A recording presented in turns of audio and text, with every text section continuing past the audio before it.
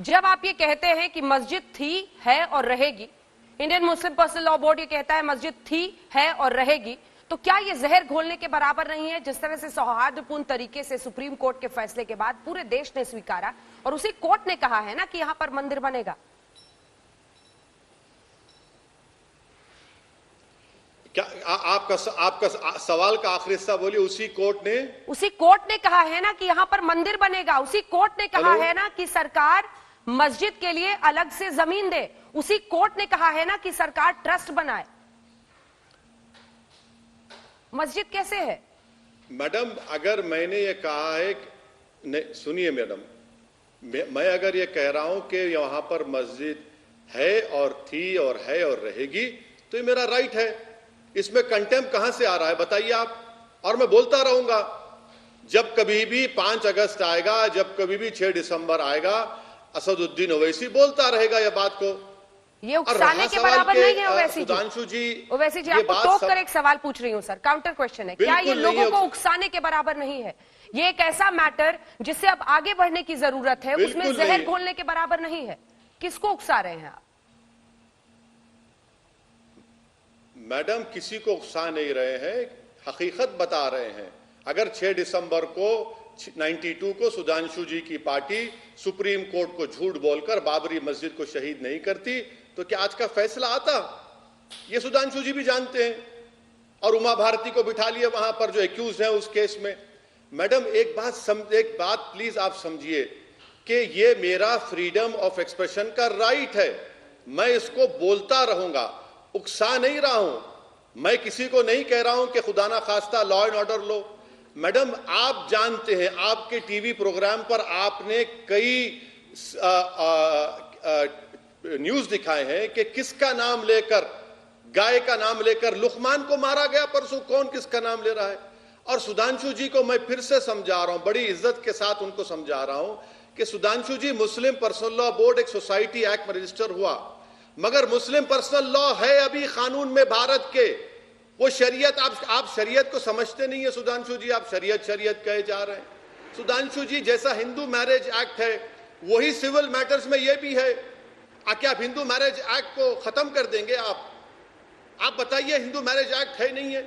क्या आप ये नहीं जानते सुधांशु जी कि हिंदू अनडिवाइडेड फैमिली एक्ट है? उसके बारे में आपकी राय क्या है?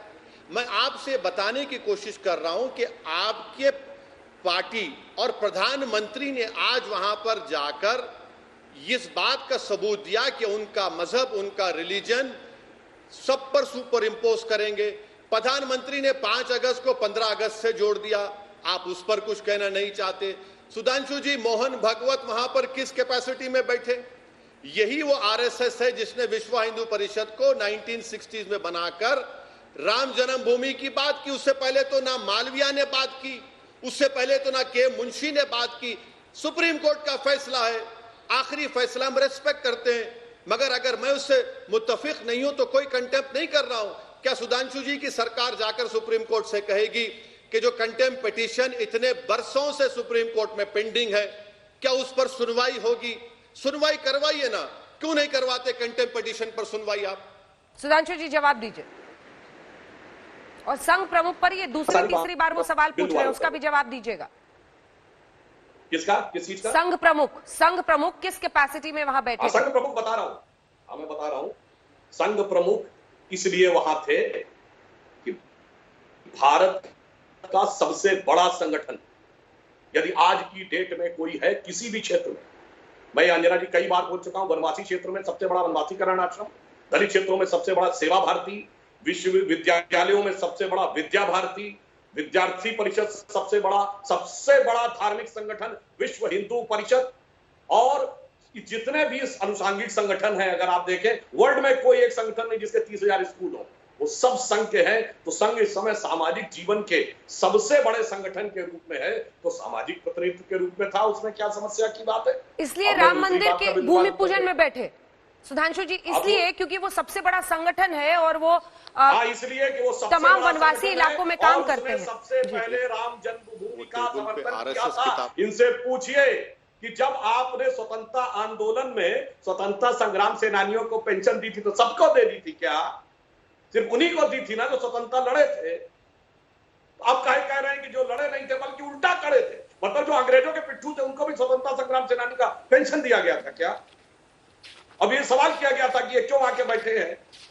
ये बताइए ना, महात्मा गांधी के पास पूरी कैबिनेट गई थी। महात्मा गांधी न राष्ट्रपति न प्रधानमंत्री थे, न कांग्रेस के अध्यक्ष थे, न कैबिनेट के सदस्य थे।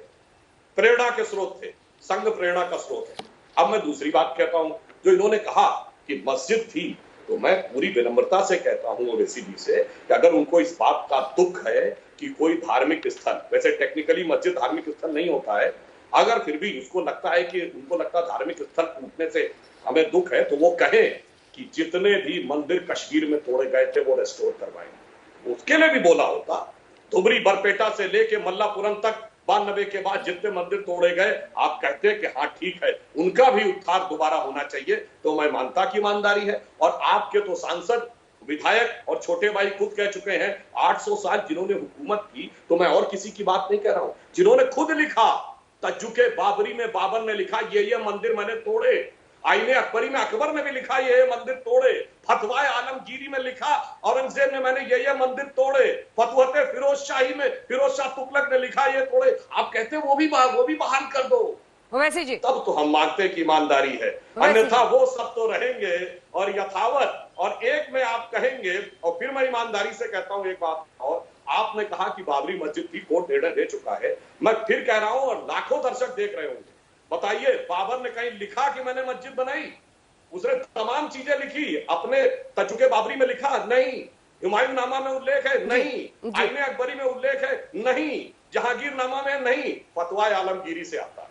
और एक विदेशी ट्रेवलर आता है 1608 से 1611, विलियम फिंच, वो कोई इस्लामिक स्ट्रक्चर का उल्लेख नहीं करता। 1800 में जो जोसेफ टिफेंसलर आता है उल्लेख, ये सारे साक्ष्य कोर्ट में आ चुके हैं। फिर भी अगर आप मानते हैं, तो मैंने अपना पहला वक्तव्य दिया, आप उन सारे धर्म स्थलों के लिए एक समान नीति अपनाइए, अन्यथा फिर आप एक आंख से देख रहे हैं। और अंत में फिर कहता हूं, बिल्कुल मुस्लिम पर्सनल लॉ भारत के कानून में मान्यता प्राप्त है और वो विशुद्ध इस्लामिक कानून से चलता है। इसीलिए मैंने कहा भारत आंशिक रूप से मुस्लिम राष्ट्र बनाया गया था।